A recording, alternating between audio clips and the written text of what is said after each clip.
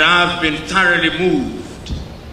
I've used the occasion to send a number of messages to my colleagues in Kenya that a powerful thing is going on in Uganda, and that in the fullness of time, we Kenyans, and I hope East Africans, must embrace what is happening in Uganda.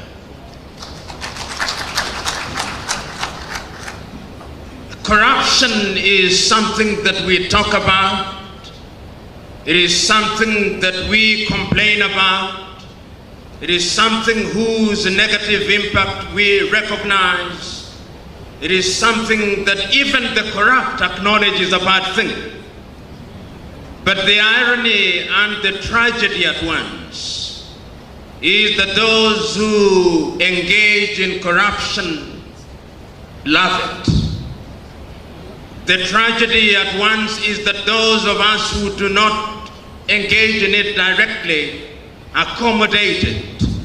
Our levels of tolerance for corruption in Africa is amazing. A long time ago, a great Greek philosopher said that it is in the nature of man to hang the small thieves and to elect the great ones into public office. We do that in Uganda, we do that in Kenya, we do that in Tanzania, we do that in Africa.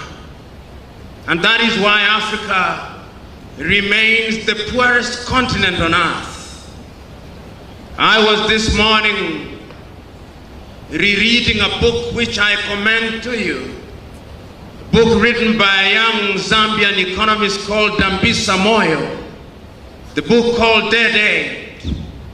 And in the introduction in that book, there is a note which was found in the bodies of two young Guineans who died while trying to run away from Africa. Today, many young Africans are running away. Not so long ago, about 4 weeks to be exact, 300 young Africans drowned in the Mediterranean Sea in Lampedusa because they were running away from Africa. Not so long ago, about 3 weeks to be exact, another group of young Africans drowned next to the island of Malta because they were running away from Africa. When you look at Africa today, whether you are looking at Uganda, Kenya, Tanzania, Nigeria, or indeed any country in Africa, our richest men and women are the men and women who occupy public office. We live in a continent where we celebrate thieves and vilify good men and women. That is the tragedy of Africa. While every other continent in the recent past has moved in the right direction, Africa still remains, in the words of Tony Blair, as the scar in the conscience of humanity. We live in a continent today where, as the young man has said, our young women, upon attaining puberty, cannot afford sanitary pads. But our public servants have iPads which they do not know how to use. We live in a continent today where our leaders who preside over our health sectors have no faith in the health sector. When they are sick and their families are sick, they run away to seek treatment in Germany, in France, in the United Kingdom, in South Africa and India. Even our health ministers don't have faith in our health departments. We live in a country and countries today where the political leadership have no faith in the education sector. They bring unto us what they call free primary education, or universal primary education, but they can never dare take their children to those schools. We live in countries where we claim that agriculture is the backbone of our societies, but we do not use technology to produce crops. Africans are dying younger than they were dying 50 years ago. We live in a country where Africans will energetically seek to amend the Statute of Rome while there is war in Mali, while there is war in Mauritania, while there is no peace in Somalia, while there is no rest in Eritrea. Africa is a tragic continent. And I want to submit to you that corruption is the source of all these. For some reason, a reason that I do not understand, Africans still engage in primitive accumulation. Many Africans, particularly those in public service, will never rest until they have homes in different capitals in the world which they'll never live in. They have cars which they'll never drive. They have beds of gold which they never sleep on because they have no sleep anyway. They buy food which they cannot eat because they long lost their appetites. We live in sad times. I had the privilege of serving as the director of the Kenyan Anti-Corruption Commission. But it would appear that I did not understand my brief well. Upon being appointed, I assumed that my mandate was to go out there and fight the corrupt. But the truth was that I was not supposed to fight corruption. I was supposed to appear to be fighting corruption. Immediately, me and my team tried to fight corruption. The parliamentarians, in their wisdom and in my own view, in their lack of wisdom, used the occasion of the amendment of the law to disband the organization and to send myself and my 4 directors out of office. The history of anti-corruption crusaders in Africa is one and the same. Their mortality rate in office is very short. Before I was victimized, before my victimization, Nuhu Ribadu before me had been victimized in Nigeria. Before I was victimized, McCarthy had been victimized in South Africa and his scorpions disbanded. Before I was victimized, my equivalent in Malawi had been victimized. Before I had been victimized, my equivalent in Zambia had been victimized. It would appear that in Africa, if you serve your full term, it is because you have refused to fight corruption. So the question that we must ask here and now, on an occasion such as this, what must Africa do going forward?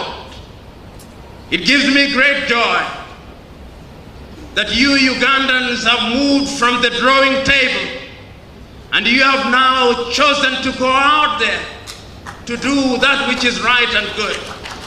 You have chosen today, through the commencement of the caravan, to move from the comfort of hotels in Kampala to go into Karamoja land, to go into Gulu, to go into Teso, to go into Hoima, to go into Kasese, to go into Mtukula, to go into all the corners of Uganda, so that the conscience of Ugandans can be reawakened, so that they may realize that corruption is a cancer that must not be allowed to grow. But I want to use this occasion to remind you that it's not going to be easy. The children of darkness, who are the perpetrators of corruption, have one advantage over the children of light. They are well organized. They are prepared to kill. They are prepared to do anything on earth to ensure that their ill-gotten wealth is retained and protected. I always say that those who want to fight corruption must go to the Bible.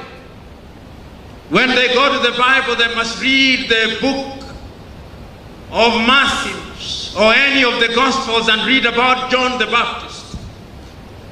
When they read about that book, they must remember that John the Baptist was in the habit of telling a king called Herodias not to engage in an adulterous union with his brother's wife.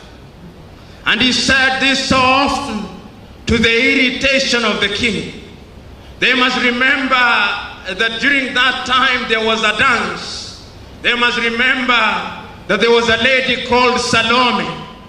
And they must remember that after she danced so well, Salome asked for John the Baptist's head. And I want to remind you that that is the way it is for corruption fighters today. You are like John the Baptist telling the latter-day Herodias, you are corrupt, you are corrupt. You must remember that there are Salomes who will be looking for your head. The question is, are you prepared? If you are prepared, then I have nothing to fear, because this country will be liberated. I want you to remember that now that Uganda has discovered oil, the history of oil throughout Africa has been a sad history.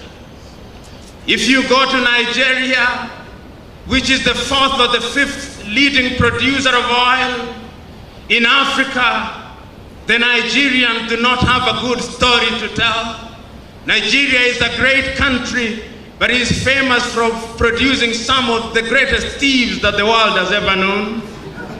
You will go to the Democratic Republic of Congo, which is the richest resource country in the world. And the Democratic Republic of Congo is famous of producing some of the biggest thieves that the world has never known. If you did not know, there once lived a Mobutu in the Democratic Republic of Congo. If you had any doubt, go to Angola. With all its oil, it has one of the richest African women in the world. The daughter of the president, Isabel dos Santos. She claims to be a businesswoman, but the last time I checked, she was just a tenderpreneur. And you can go to different African countries. The tragedy of Africa is that Africans are in the business of canonizing thieves and demonizing its saints. This question is, you who are present in this assembly, what is it that we must do? Because corruption is alive and well in our communities. I know in Kenya, and I speak from experience, one day we arrested a cabinet minister for engaging in corruption. On the day that he was arrested, members of parliament from his ethnic group came to my office and said that my only claim to fame was that I was in the business of finishing their tribe. They say he is our thief. He is a thief, but he's ours. You should not arrest him.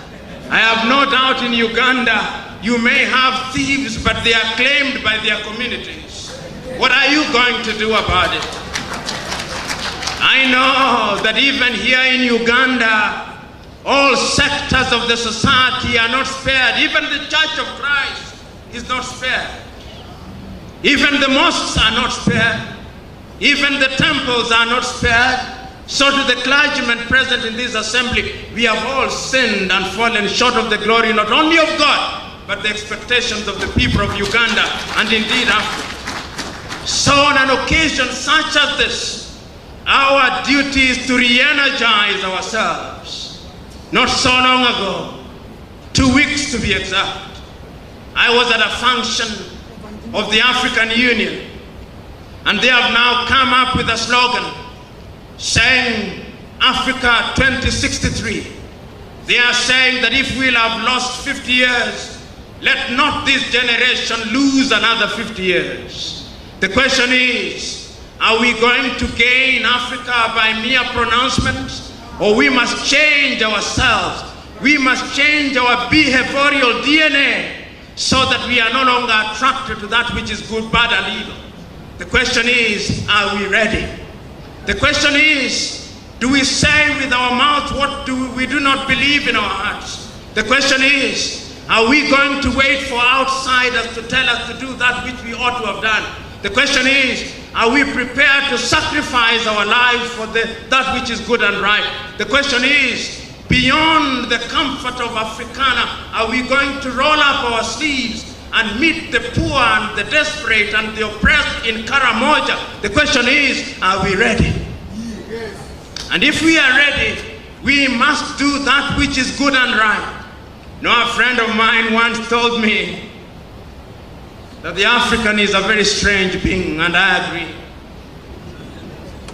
When you give an African the vote, which is an instrument of decision making, how does he use the vote? He waits for some thief to give him 50 shillings or salt, and then he votes in the direction pointed to him or her by that thief. Then he told me that when an African is given a vote, he's like he's given a blank check to go out into the showroom and buy for himself a Mercedes-Benz. When he gets into the showroom, he buys a tuk-tuk. And when he gets home, he wants the tuk-tuk to behave like a Mercedes-Benz. That is the tragedy of Africa. When we are given the opportunity to elect good men and women into public office, we elect them on the basis of the size and the depth of their pockets, or on the basis of their ethnic extraction. And when they have occupied public office, then we expect them to behave well. We are asked to elect a committee to determine the fair rules of hunting. Then we elect hyenas, and we expect them to take care of the goats. That is the tragedy of Africa. So we who are assembled here this morning, this is not an idle occasion. This is not an occasion where we come here to dramatize our anger, which will then peter away. This must not be an occasion when we come here to complain about the ills that we have observed. This is not an occasion when we come here to complain about the things that irritate us. This is not an occasion for sorrows and lamentation. This is an occasion where we have come to re-energize ourselves. This is an occasion where we have come to warn ourselves of the dangers of corruption. This is an occasion, fellow Africans, when we must ask ourselves, why is it that all civilization are ahead of us? I'm a practicing Christian, and as I grow old, I become more spiritual. And I read the book of Matthew, and I read the story in Matthew about a rich man, a businessman, whom the Bible records one day he decided to go away. When he was going away, he took 5 talents and gave it to one of his workers. And he took 2 talents and gave to another worker. And the Bible goes on to say to one, he gave only 1 talent. And he says that he went away for a long time and he came back. When he came back, he went to the one to whom he had given 5 talents. And he said, Master, I've worked the 5 talents and I now have 10. And the master said, good work. And to the one that he had given 2 talents, he said, I've worked the 2 talents and they are now 4. And he said, good work. And to the one that he had given 1 talent, he said, I knew you. You are in the business of reaping where you have not sown. And the master said, if you knew I was such a man, why did you not take it to those who are in the business of giving people interest that I may earn my entitlement? And then it finishes, and to those who do not have, even the little that they have, it shall be taken away, and it shall be given to those who have. If you look at Africa today, how is it that our minerals are taken away from us? From the Democratic Republic of Congo, our oil is taken away from us. our agricultural products are taken away from us and they are given to those who have.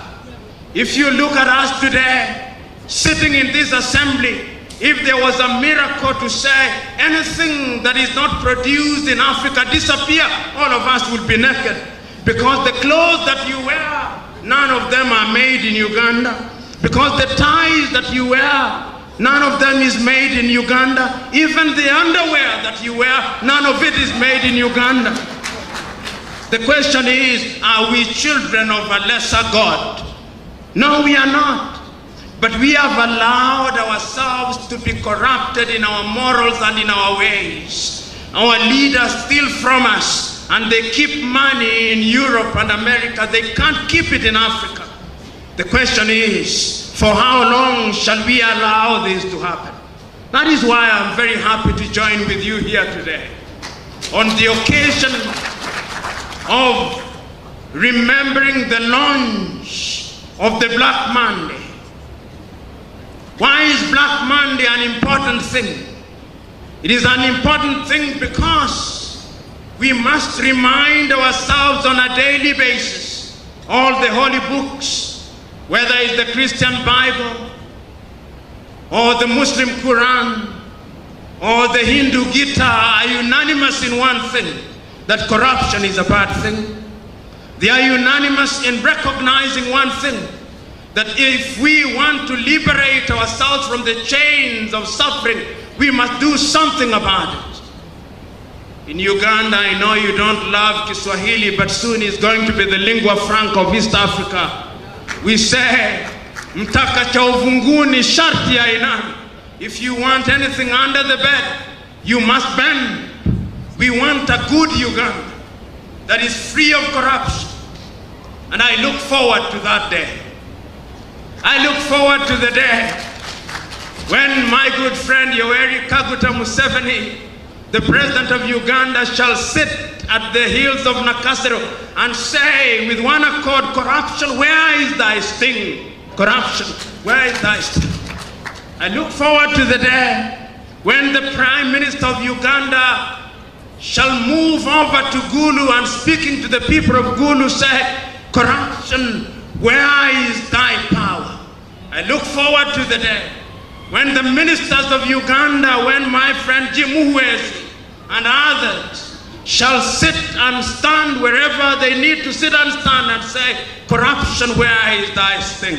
I look forward to the day when the members of parliament in Uganda, the director of election, the policemen, the health workers in Mulago, the hotel workers, the border riders shall be able to say with one accord that corruption is a bad thing. And they shall be able to say, like the Catholics say, to ask for forgiveness, saying, mea culpa, mea maxima culpa. And those days will come, but they'll only come when you and me do that which is good and right. And I have no doubt that we are doing that which is good and right.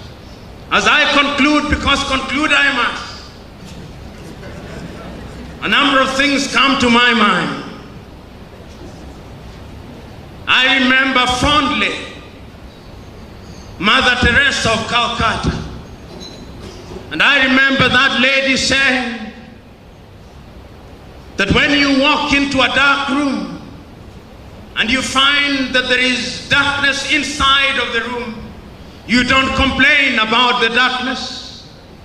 You take a candle and light the candle and ask your neighbor to light a candle. And lo and behold, when all of us have lit the candle, the room will be consumed in light. Today, I have no doubt in my mind that we have come here to light a candle. And there is that candle that was represented by the caravan. It is moving into the length and breadth of Uganda. And before the politicians and the thieves in Uganda realize it, there will be so much light that there will be no place to hide in Uganda. I look forward to the day when the words of the late Chinua Achebe, written in his book, Things Fall Apart, and no longer at ease, and a man of the people shall no longer be true. that the African is corrupt through and through. I look forward to the day when Africa shall not be a winner of the equivalent of Olympic medals in the wrong things such as corruption indices as prepared by Transparency International. I look forward to the day when our government ministers will have smaller stomachs because they are not engaged in anti-corruption activities. I look forward to the day when we Ugandans and East Africans, Kenyans and Tanzanians and Burundians and Rwandese and Southern Sudanese and all of us in East Africa will be known for the right things. But let me tell you, having participated in the fight against corruption, I know a number of things. I know that good laws in and of themselves will not fight corruption. Because if it was just good laws, what is better than the 10 Commandments? But you and me know that we honor the 10 Commandments in breach. So we must have something, we must have a change of heart. The Catholics who are present in this room, who are Benedictine monks, must remember with me something that they say when you become a monk in the Benedictine order. We must have something which in Latin is called conversatio morum. A change of heart, a total change, a DNA transplant, a character transplant, so that our dominant instinct becomes the instinct to do that which is good and right. And I have no doubt that it can be done and that it will be done, because if it is not done, we are done. Ladies and gentlemen,